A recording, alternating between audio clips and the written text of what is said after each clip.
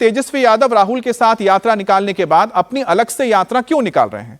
थोड़ी देर बाद तेजस्वी यादव जहानाबाद से यात्रा की शुरुआत करेंगे और हो सकता है तब उसका जवाब भी दें, लेकिन विपक्ष तो सवाल पूछ रहा है। माफ कीजिएगा, जो सत्ता पक्ष है और जो विपक्ष है महागठबंधन का यानी कि एनडीए, वो तो सवाल पूछ रहा है। जहानाबाद में 3 विधानसभा सीटें हैं। 2020 के चुनाव में इन तीनों सीटों पर महागठबंधन ने कब्जा किया था, तो 2 सीट आरजेडी जीती थी और 1 सीट लेफ्ट को मिली थी। दरअसल जहानाबाद में 20% यादव वोटर हैं और इसके साथ 7% मुसलमान हैं, तो 27% वैसे हो गए। तो दलित वोटर करीब 22% हो जाते हैं, जबकि भूमियार 18% है। यानी कि जातीय समीकरण यहां पर तेजस्वी के फेवर में नजर आता है और यही वजह कि तेजस्वी की यात्रा का यह आरंभ भी जहानाबाद से किया जा रहा है। आप बिहार यात्रा पर निकल रहे हैं एक बार फिर से। अब हम लोग शेड्यूल जो हमको लगता है कि 16 तारीख से जो है, जो बाकी के जिले जो बच गए थे, जिस जिलों में हम लोग नहीं जा पाए थे, उन जिलों में हमको लगा कि जाना चाहिए। उन जिलों में जो है हम लोग यात्रा हम लोग जाएंगे। एक ही बात है, तो तेजस्वी यादव यात्रा निकाल रहे हैं, जातीय समीकरण बैठा रहे हैं। तो नरेंद्र मोदी बिहार में घुसपैठ का मुद्दा उठा रहे हैं, डेमोग्राफी चेंज होने को लेकर कांग्रेस और आरजेडी को घेर रहे हैं। कल मोदी ने डेमोग्राफी चेंज पर कैसे महागठबंधन पर हमला किया था, वो भी सुनाते हैं। साथियों, कांग्रेस और आरजेडी ने न केवल बिहार के सम्मान को खतरा है, बल्कि बिहार की पहचान को भी खतरा है।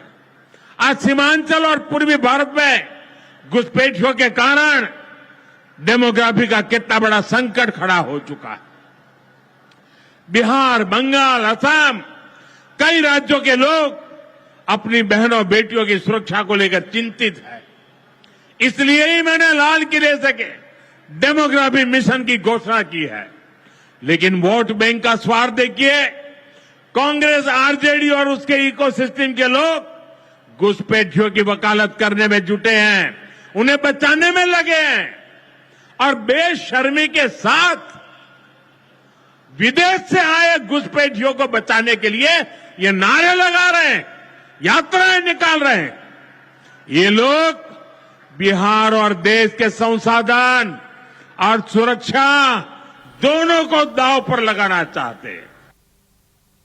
और प्रधानमंत्री मोदी ने यहां पर शब्दों के जरिए और इशारों में प्रहार किया है राहुल गांधी के वोटर अधिकार यात्रा को लेकर। नीतीश चंद्र हमारे साथ जुड़ गए हैं। नीतीश, प्रधानमंत्री मोदी ने जिस तरह से महागठबंधन पर हमला किया और एसआईआर को लेकर जो सवाल उठाया जा रहा था, प्रधानमंत्री मोदी ने उसे सीधा जोड़ दिया है घुसपैठियों के साथ, जो अवैध तरीका से भारत में रहते हैं और भारत के लोकतंत्र में या डेमोक्रेसी में चुनाव करके वोट भी डालते हैं चुनाव के दौरान, और उससे खामियाजा किसको भुगतना पड़ता है। प्रधानमंत्री मोदी ने इशारा कर दिया है। लेकिन जहां पर प्रधानमंत्री मोदी का जो इशारा था घुसपैठियों को लेकर, वो बिहार के अंदर जातीय समीकरण को पार कर जाता है। लेकिन यहां पर क्या तेजस्वी यादव उस जातीय समीकरण के फिर से साथ लाने के लिए या उसको अपने हिसाब से बिठाने के लिए इस यात्रा को निकाल रहे हैं, या फिर कोई एक तीसरी वजह है उनके पास?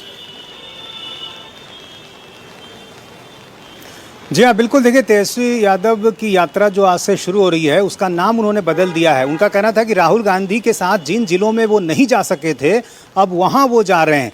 यदि वहाँ जा रहे हैं, उसी यात्रा का एक तरह से हिस्सा है, तो फिर नाम क्यों बदल दिया? नाम रख दिया बिहार अधिकार यात्रा, और इसमें कांग्रेस का कोई नेता शामिल नहीं है, प्रदेश स्तर का, अकेले जा रहे हैं। दरअसल कांग्रेस और आरजेडी के बीच सीटों की शेयरिंग को लेकर ज़बरदस्त अभी तनाव चल रहा है। दोनों तरफ से दबाव दिया जा रहा है। कांग्रेस की कोशिश है कि पिछली बार जितनी सीटें मिली थी उतनी तो मिले ही, साथ ही साथ जो अच्छी सीटें हैं वो भी उसको मिले। कांग्रेस का कहना है कि पिछली बार जो सीटें दी गई उनमें अधिकांश ऐसी सीटें थी जिसे पिछले 3 चुनाव में कांग्रेस या आरजेडी ने भी नहीं जीता था, तो सीटों की अदला बदली होनी चाहिए।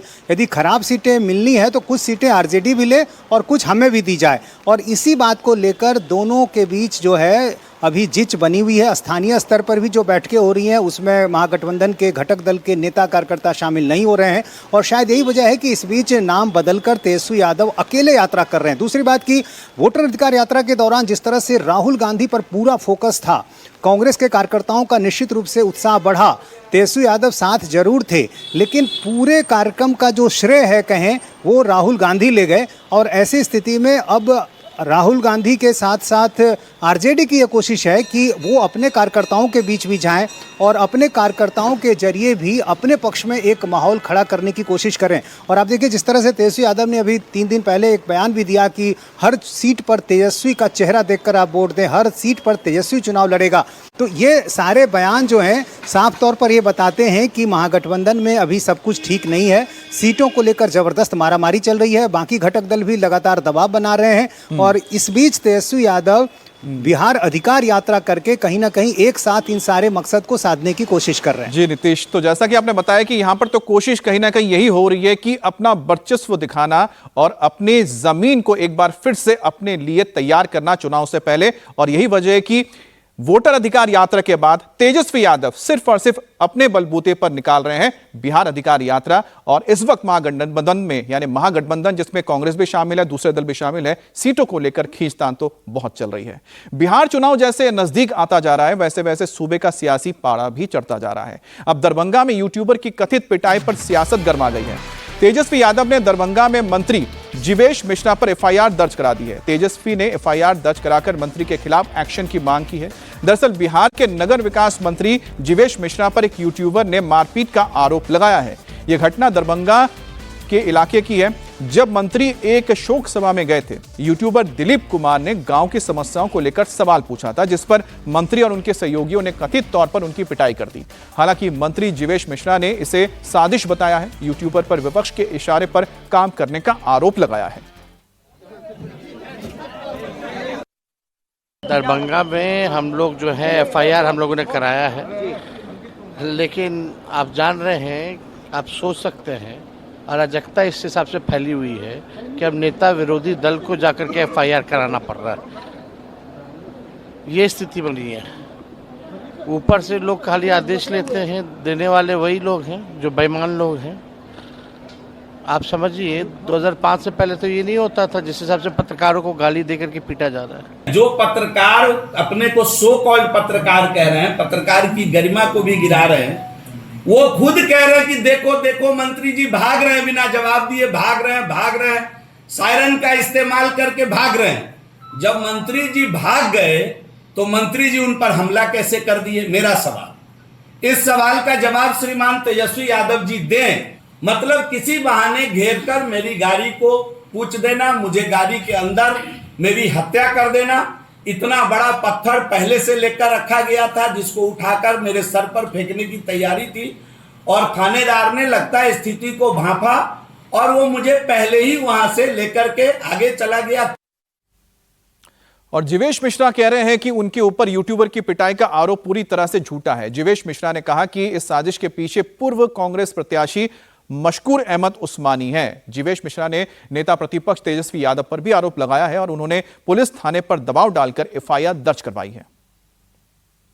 चुनाव लड़े थे, ये मशकूर अहमद उस्मानी जी हैं। आप देखिए उनका फोटो है उस व्यक्ति के साथ। और 2 दिन बाद इस पूरे मुद्दा को कल रोकने का काम, मतलब समाज में घृणा किस प्रकार फैले, इस काम को जो खानदानी लोग हैं वहां के ऋषि मिश्रा जी, वो तुरंत कूद करके आज तक 4.5 साल जाले में दिखे नहीं, किसी के सुख दुख में आए नहीं। जब चुनाव है तो चुनाव है, जब चुनाव आ गया तो कहानी बनाने का प्रयास कर रहे हैं। एकदम मैं पुलिस प्रशासन और अपने शासन तंत्र को कहता हूं कि पूरी तरीके से इसकी निष्पक्ष जांच करा करके दूध का दूध पानी का पानी करे। और बिहार में एफआईआर पर तो एफआईआर हो रही है। दरभंगा में अब तेजस्वी यादव के खिलाफ भी एफआईआर दर्ज हुई है। तेजस्वी यादव पर माई बहन योजना के नाम पर ठगी करने का आरोप लगाया गया है। दरभंगा के सिंहवाड़ा इलाके में रहने वाली गुड़िया देवी नाम की महिला ने नेता प्रतिपक्ष तेजस्वी यादव के ऊपर यह दर्ज करवाया है मामला। और गुड़िया देवी ने आरोप लगाया है कि उनसे माई बहन योजना का फॉर्म भरने के नाम पर 200 रुपए लिए गए। इस योजना में 2500 रुपए का लाभ देने की बात कही गई थी। महिला का कहना है कि फॉर्म भरने के दौरान उनसे आधार कार्ड नंबर, बैंक खाता संख्या और साथ ही मोबाइल नंबर भी लिया गया है। उनके पर्सनल डिटेल्स लिए गए हैं। और जैसे जैसे चुनाव नजदीक आते जा रहे हैं वैसे वैसे बिहार की सियासत में कई तरह के ट्विस्ट एंड टर्न भी देखने को मिल रहे हैं। बिहार के सियासी गलियारों में इस वक्त प्रधानमंत्री मोदी और पूर्णिया से निर्दलीय सांसद पप्पू यादव की एक तस्वीर काफी चर्चा में है। मंच पर पप्पू यादव मोदी के कान में कुछ कहते नजर आ रहे हैं। दरअसल कल प्रधानमंत्री मोदी पूर्णिया में थे। पप्पू यादव पूर्णिया से सांसद हैं, इसलिए उन्हें भी इस कार्यक्रम में न्योता भेजा गया था। पप्पू यादव ने मंच पर मोदी जी से मुलाकात की। एयरपोर्ट से लेकर वंदे भारत अमृत एक्सप्रेस को लेकर भी प्रधानमंत्री मोदी ने बात की है और उनका धन्यवाद दिया है। एयरपोर्ट खुलने की खुशी में पप्पू यादव ने खीर भी बांटी है।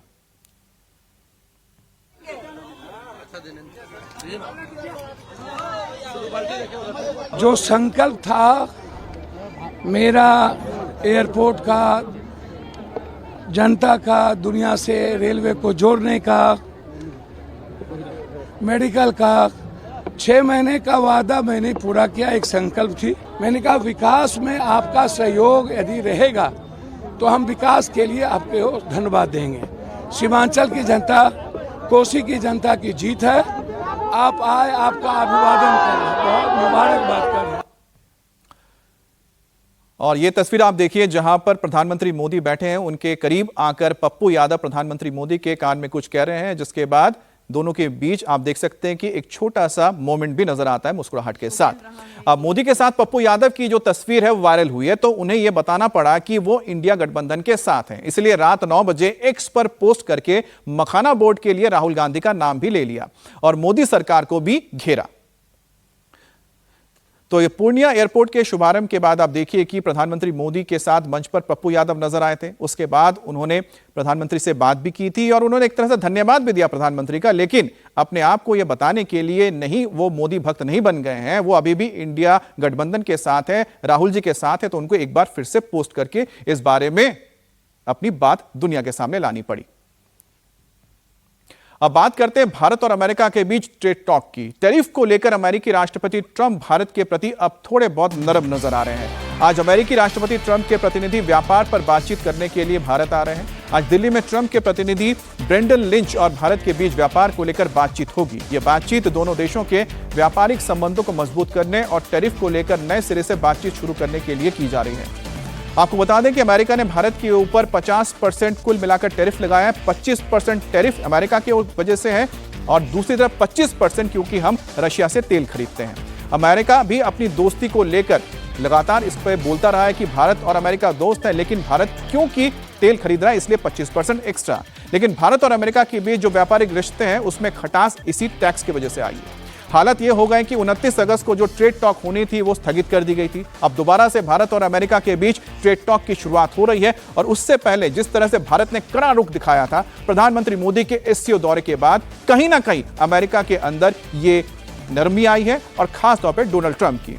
दरअसल आज भारत और अमेरिका के बीच जिन व्यापारिक मुद्दों को लेकर बातचीत होने जा रही है उसमें सबसे बड़ा मुद्दा टैरिफ का है। अमेरिका ने भारत पर 50% टैरिफ लगाया है।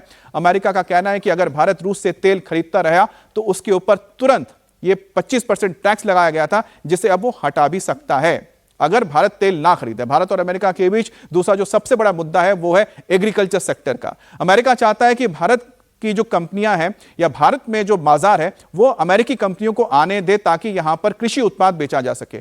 और प्रधानमंत्री नरेंद्र मोदी पहले साफ कर चुके हैं कि वो किसानों के हितों से कोई समझौता नहीं करेंगे। उसी तरह से भारत ने डेयरी सेक्टर के लिए भी अपने किसानों के लिए और पशुपालकों के लिए हितों को ध्यान में रखा है।